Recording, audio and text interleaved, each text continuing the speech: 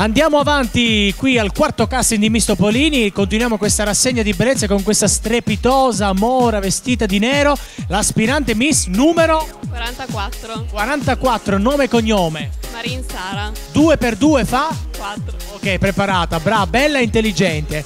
Allora, parlaci un po' di te, dai, sei molto elegante, complimenti, molto in forma, sono proprio curioso di sapere cosa fai di bello nella vita.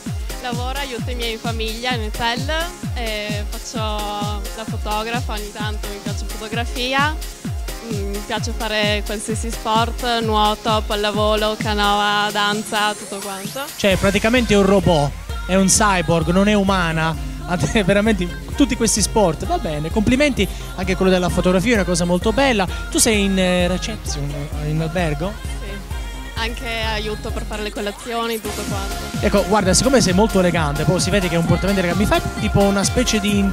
Così quando arriva il cliente, come lo accogli? Buongiorno, benvenuto.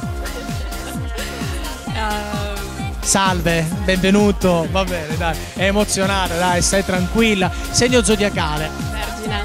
Vergine, sei una ragazza dolce, romantica? Dolce, sensibile, romantica, solare. Allora, 2 domande, se sei golosa? Tanto. Qual è il tuo piatto preferito? Quello che non puoi assolutamente rinunciare? Le omelette con la Nutella. Che buone!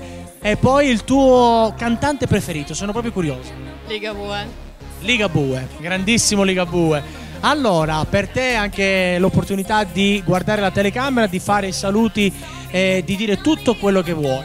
Faccio un saluto a tutti gli amici, alla famiglia, al mio ragazzo. Ciao. In bocca al lupo. Crepi. Busy.